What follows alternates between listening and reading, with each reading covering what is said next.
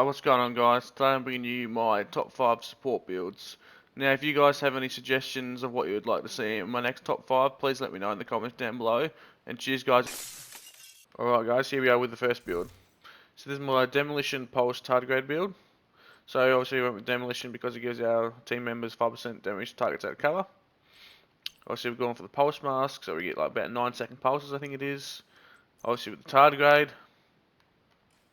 Now I went with the Seska, Grupo and a Fenris.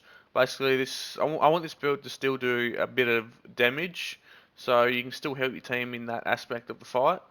But obviously you just assist him with the 5% damage targets out of cover from the specialization, and you're constantly pulsing so you constantly know where everyone is. Now I went with the Perfect Intimidate here as well, just because I sort of want this build, I sort of want you to be able to tank and enforce the fight with this build as well. So obviously he's went with Adrenaline Rush just for a bit of added survivability. I'll show you the stats really quickly. This build is pretty straightforward. Got 57 crit chance, 155 crit damage, and everything is just base stats. So I think that just about covers this first build, guys. Moving on to the next one. Alright, here we are guys with the second build. Now this build's got a bit more going on for it. So obviously we've gone with Survivalist. And we've gone with Survivalist because we're running the perfect efficient. Okay, so with Survivalist, we'll be able to medkit share for everyone, and we'll be able to get an extra 10% amplified damage to enemies that are under status. And obviously, with the status, we've got the fire nades to throw, we've got the Scorpion shotgun, and we've got the Stinger Hive. So that's the way we're going to be proccing status to give our teammates extra amplified damage. So I still want to be able to do a bit of damage with this build, just like the other build. So I've gone with the FAMAS with Optimist. Obviously, we're not running a shield, so we're not running in sync. Obviously, like I said before, we're going for the Scorpion shotgun because we want to be putting people on status. The Orbit, obviously, perfect finisher. We all know why. Obviously, we've got the Pulse mask here. So we get 9-second pulses on this build as well. The perfect efficient, so we can constantly pop medkits for our team with Survivalist. Obviously, Seska, the Grupo, and the Fenris again, like I said before. I still want to be able to do a little bit of damage with this build. I don't want to be, just popping kits for the team and putting people on status, If they all die, I still want to be able to defend myself as well. So obviously we're going for opportunistic. Now, obviously running the Scorpion as well, so that's how we're going to be proccing that. So whenever I hit somebody with this and put somebody like on bleed or anything like that with this gun and proc opportunistic on it, our teammates are going to be getting 20% amplified damage, which is obviously huge. Now, obviously, I'd prefer like crit chance or status effect or something on this, but this is what I had. I just went with Golan, just a bit of extra status effect from when I hit them with the gun and the Stinger Hive. That pretty much covers this build. I'll just go over the stats really quickly. I don't think they're too bad. So again, 57 with the FAMAS, 166, pretty much 167, everything all base stats with this, so it still does a bit of damage. So if you need to defend yourself with this build, you still can. So it's just got a bit more utility than your regular build. Obviously, you got the Pulse, you got the perfect efficient, you got the fire nade, you got the Scorpion, you got optimistic on it, you got the Stinger Hive. Yeah, it's just a good support build for your team. All right, moving on to the next one, guys. All right, guys, what's going on? Here's the third build. It's basically just your standard healer build. We're going with Tactician for the +1 skill tier, basically so you can just run more armor. The pistol is the named card, obviously for an extra skill tier with reformation. Obviously we want to wear more armor so we're less squishy, so we're 1.1, and this allows us to do that and still be skill tier 6. Reformation will give us 30% skill repair for 15 seconds if we just tap someone on the head really quickly. Nice and easy to proc. I'll put a quick disclaimer out there. I have been trying to farm for the backpack, the Future Initiative backpack, but I just couldn't seem to get it. So this is for the people that don't have the backpack. This is how you'd want to run the build. But if you do have the backpack, what I'd do is I'd just swap out this backpack for the gloves, and I'd run the Future Initiative backpack, and I'd run the BTSU gloves for overcharge, just so you can get your chems and everything back faster. But if you don't have that, this is how I'd run it. Obviously going for Empathic Resolve. Basically just giving our teammates extra weapon damage and skill damage. And Safeguard, basically whenever at full armor, the heals are doubled basically, so obviously that's good. Healer Hive, Chem Launcher, pretty standard for a healer build. I don't think there's too much more to go over this build, it's pretty standard. Moving on to the next one. Alright, here we are with the fourth build. Now, I'm going to give a quick shout out to Kroniks OG for this build. This is sort of his creation. I've just sort of made a few little changes to it. So, the specialization is Survivalist because we're running perfect efficient. So this is sort of like a tank healer build basically. So how it's going to work is basically we're going to be using the big shield with the pistol. So we still, we still want to be a tank and we still want to do just a tiny bit of damage. So basically we're going to be using this pistol to proc reformation, give us more skill repair, while still doing a little bit of damage with this build. So it's sort of like a tank healer. You still want to be shooting, doing a little bit of damage. So obviously going for 4-piece future initiative. Now again, if I had the backpack, I would probably run the backpack because I think the backpack is actually better than safeguard. So if you have the backpack, just swap out, the backpack for the gloves, whatever. But you definitely want out summon on this build as well, obviously for the 20% repair skills. Okay, so yep, again, perfect efficient. So this is a healer tank build that relies on popping perfect efficient chest medkits for your team.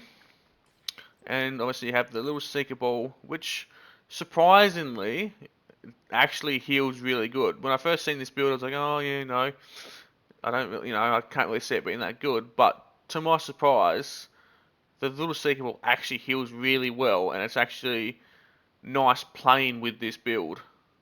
I've played with Kroniks when he's been running this build a bunch of times, and it works really, really well. I just made a few changes to it. Basically, just the pistol is the main change that I made to it. He was running the Liberty, but I put the card pistol in just for extra skill tier and the reformation for just a little bit more healing. Obviously, we're going for safeguard because, well, for obvious reasons, our heals get doubled. Obviously, perfect efficient for obvious reasons again. Obviously, you want armor on every piece, armor repair skills on every piece, as you can see. Now, the good thing about this is you're sort of taking these popping kits for your teammates. You're still giving the damage buff from the future initiative to your teammates. You got safeguard on, so the heals are doubled when you're at full health. And it's just an all-round good build, because you got the big shield. People are going to be focusing you, shooting you, so we're taking some of the pressure off your DPS players. And then he's popping kits for them, healing them with the little seeker mine. It's just honestly an all-round good build. And obviously, you got the fire nades. If people push you can throw the fire nades, put them on fire. Honestly, it's just an all-round good build. I think this seeker mine, what's it doing? 40k PvP healing, but with safeguard, it's 80k. Which isn't too bad, surprisingly, because you got the perfect efficient medkits as well to pop all the time. If you're not taking damage, just fire nade yourself and then just pop a medkit for your team. I think that pretty much covers this build. Moving on to the next one. Alright guys, here we are for the last build. Now, I went with something a bit different, a bit unique here. So actually, I just wanted something to deal with all the skill builds and stuff. So, going for like a sort of like a hazard healer with the jammer pulse here. So running tactician, obviously, so we can be a bit more tanky with the 1.1. Same thing with the pistol, with the extra skill tier, so again we can be a bit more tanky. And reformation again, obviously for the heals, headshots grant 30% skill repair for 15 seconds, which is good obviously for this build because we don't have the most healing on this build. So I've gone for Henny Yu on the mask. As you'll see, most pieces will have repair skills and has protection. I've gone for skill haste mods, and I also went 1-piece Henny Yu for skill haste. Again, the backpack has it with repair skills. Obviously went with Murakami. So I went with Murakami because it gives you 20% skill duration, which will apply to your pulses. So people will be pulsed for longer. That's why I went with the Murakami. Okay, obviously I went with improvised here because I was sort of struggling to get the pulse time down. So I thought, if I do that, then I can put skill haste mods on all of them. But I can still have the repair skills and the hazard. So that's why I went with 2-piece improvised on here. So I went with the gloves and the holster. Again, hazard, repair skills, and a skill haste mod. Basically, I just wanted to get that pulse timer down. But I still wanted the hazard and the healing on the build. Obviously, went with the Yol, obviously for the has protection. So again, went with armor, repair skills, and has protection. Chest piece, again, empathic resolve. Pretty much just giving our teammates a little bit of a damage buff. Repair skills, hazard protection, out summit for the repair skills here. So this is, a very unique build, I feel. And it does work well. I've tested it a few times. The healing's still pretty good. And the best thing you can do against skill builds is to jam them so they can't use their skills. But obviously, as you can see, got a 17-second cooldown on this, and it really only EMPs for 4.5 seconds, so you've sort of got like a 12-second-ish window where they still have their skills up. So that's why I wanted to sort of make a healer with some hazards, so I can still survive if I get status with the hazard that I have. As you can see on my stats, I have basically 80% hazard on this build, so I'm not really going to be affected too much by the hazard. And I still have the healer hive to heal the team and give them a little bit of a damage buff. Now, I recommend the hive on this if you're sort of going to be bunkering down and staying in one position. But if your team's sort of like moving and shooting and moving and shooting, I'd suggest just switching to the chem launcher. That way you don't have to keep worrying about picking up your hive or destroying your hive, blah blah blah. It's just easier just to run the chem launcher. Now we still get decent healing on this, we're still going to get 200k PvP healing with this. So it still heals pretty well. Obviously it's not going to be as good as your future initiative healer, but still gives that little bit of a heal just so your teammates can survive through the status. Okay? That's sort of the whole idea of this build. I did think about putting a booster hive and running perfect efficient for the medkits to heal your team with Survivalist. That's another way you could run this build, but obviously you wouldn't be giving your team the damage buff there. But you'd be giving them the hazard protection with the booster hive. So it's sort of one other way you could do it. You just have to swap a few things around.